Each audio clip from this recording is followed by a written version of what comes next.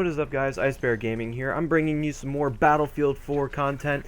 This is me playing on what was the newest Dragon Valley map that came out just a few months ago, and I'm rocking a British assault class. What I'm going to be using here is the L85A2 with holographic sights, heavy barrel, and ergo grip.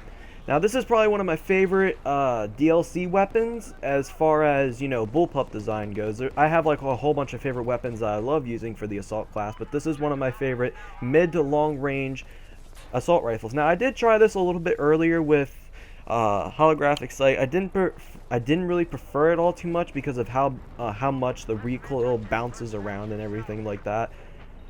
Plus, I wanted to stay true to how the design of the weapon is because I'm going to try and do this as a loadout class. Now, I'm not trying to copy level cap gaming or anything like that. I figured it'd be something fun for me to try and do, and if you guys want, you can leave me suggestions of what country you want me to start doing loadouts for, and I will go and search for weapons, and I will just say the country and the class that you would like for me to use it for, and I will go and do some research on what weapons seem to fit the Battlefield 4 standards. Like any of the weapons that you see in Battlefield 4, I will try and find for the real life counterparts to it for that country. So for Britain, I'm using their L85, well, for London I should say, I'm using the L85. That, and I'm using the CZ, which is closest to what the other counterpart for their pistol is. I'll have to link it, what the weapon is. I think it was like an L1 something, but I couldn't really remember the name at the top off the I can't remember the name off the top of my head at the moment, but this was some pretty good gameplay. I've never really used assault on this map. Normally I stick true to like the engineer class or the sniping class or maybe even the support class, but I never really run assault because one, there's a lot more infantry, besides infantry, there's a lot more vehicles, I should say, around the map than there are enemies and everything like that. So I figured, there isn't a whole lot of weapons that are British related besides the L115 or the L96 because they changed the damn name for some stupid ass reason. The L86 for the assault class, or the L85A2 for the the L85A6 for the support class, and the L85A2 for the assault class. Now, we were fighting on this objective for quite a while. I ended up going down and assisting at, what was it, Gecko or Golf? No, it was Golf. I don't know why I thought Gecko, but it's Golf. Went down and fought at Golf for a bit, and then eventually I came back up here to try and assist a little bit more on the objective. Now, we did make a good foothold after about a couple minutes in. There were campers up in the corner tower over here off to the left, facing towards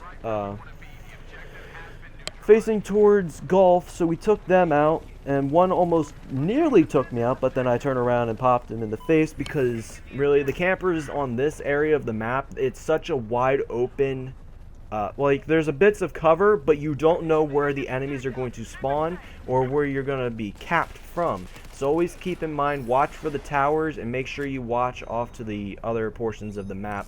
Roughly around where the bushes and everything are, or right where the concrete blocks are with the nice looking trees and everything poking out of it. Now, this is probably, like I said, this is one of my favorite assault rifles to use in Battlefield 3 because, back in Battlefield 3, this was one of my favorite weapons. I love the sound of it, and I love the way it looked because of the bullpup design. Now, in Battlefield 4, they changed the way it felt, the way it reloaded. Like, in Battlefield 3, it felt a lot more bulkier, and it took up a lot more of your screen on Battlefield 3. And if you've ever used it, you understand what I mean by that. So, looking at it now, it sits down a little bit lower, and it feels less bulky, and it sounds like it hits really hard. But the only problem I have with it is how much, how should I word it? How much, visual recoil it has on the gun. It doesn't look like there's a whole lot, but if you're at medium to long range, and if you're using an ACOG sight, unless if you tap fire it really precise and let the weapon settle, there's a lot of visual recoil. so it makes it a lot harder to tackle enemies from a little bit longer range. Now, I don't remember the specs of this weapon, but I know that I'll link a review down in the description. It won't be from like Level Cap Gaming or anything like that because a lot of people know him, but there's this YouTuber I found called Doth Veda, and he does like a yes and no review to certain weapons.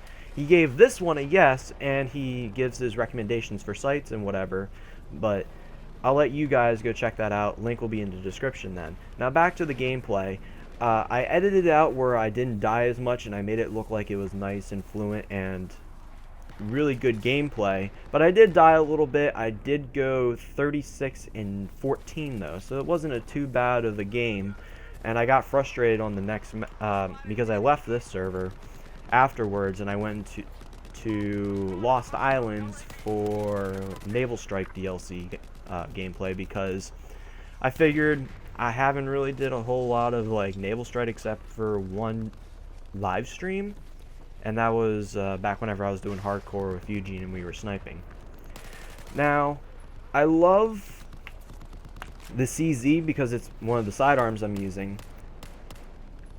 It is really good. It has a fast fire rate. It only has 13 rounds though, I believe, but it's a very nice fire rate, and it doesn't have like too much kick to it. Like, I would recommend a few just regular pistols, not so much the magnums because they're their own class of weapons, but if you had to roll with any pistol, I would say the starter pistol, the P226, the CZ, M1911 if you can get past the whole really bouncy recoil and the one less round, because back in Battlefield 3, if you remember that, if you remember the throwback video, if you watch that, if not, link will be in the description then, or you can go and look for it on my channel. But the M1911 in there felt really nice in Battlefield 3, but in here it just doesn't feel like it held up as well.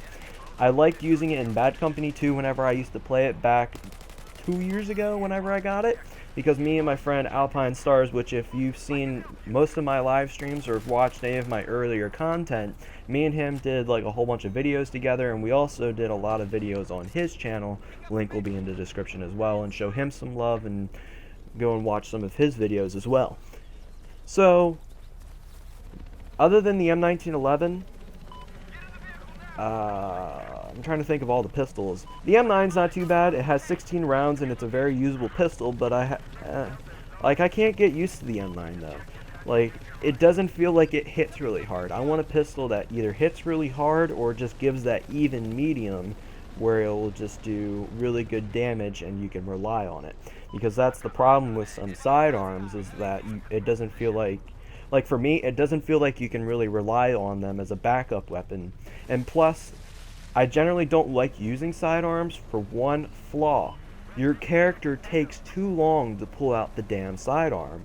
Say if you're in the fly of reloading and an enemy comes up around the corner and you try and draw your sidearm, he doesn't drop his gun or whatever. He takes his leisurely good time and pulls out his sidearm, and by the time you have it out, you're already dead and waiting for the respawn screen. Well, waiting for the kill cam to go away. So, other than that, sidearms aren't too bad, but I don't feel like I can really rely on them too much. I'm better off just jumping around, waiting a bit until the damn gun reloads, and then try and switch back to, well, wait until my gun reloads, and then continue fighting after I get around a corner. So, yeah. Other than that, this gun is very good. I would recommend using it if you have it. If you were on the fence about it, say if you just unlocked it recently, because I know a lot of players came back to Battlefield 4 because of the whole update and whatever, because of the new like loadout and everything. And there were a lack of servers there for a bit because of the Battlefield 1 beta that came out at least a month or two ago, and that was before the Rise of Iron dropped, so a lot of people migrated over to Battlefield 1. Like, I liked Battlefield 1's beta, but there were too many game-breaking glitches for me to be able to stay there and play it for too terribly long, so I gave up on it after a bit. Plus, I was too worried about hanging out with my girlfriend because she had to leave to go to college soon, and I was trying to talk to her and hang out with her as best I could before she left.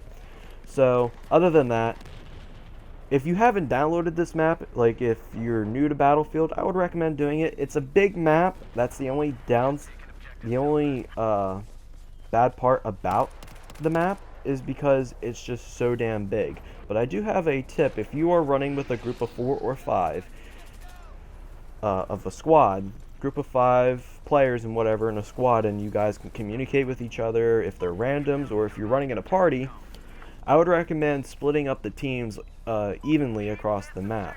So, since there are 8 flags in total, wait, yeah, 1, 2, 3, 4, 5, 6, 7, 8, yeah.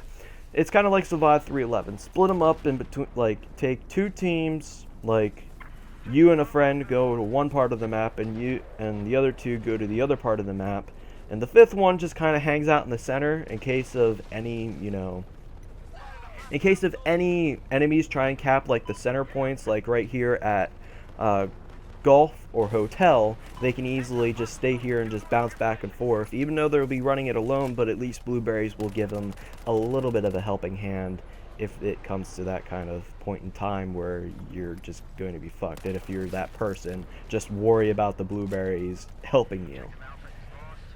But either way, the gameplay is coming close to an end. I'll let it finish up here. Thank you guys for watching, and thank you for all the subscriptions and everything like that. I really appreciate it. I feel like my channel is actually growing a little bit now, and I've been actually talking to some of my commenters and everything like that, and that's really fun. So either way, thank you all for coming out and watching the video, and as always, YouTube, I will see you in the next one.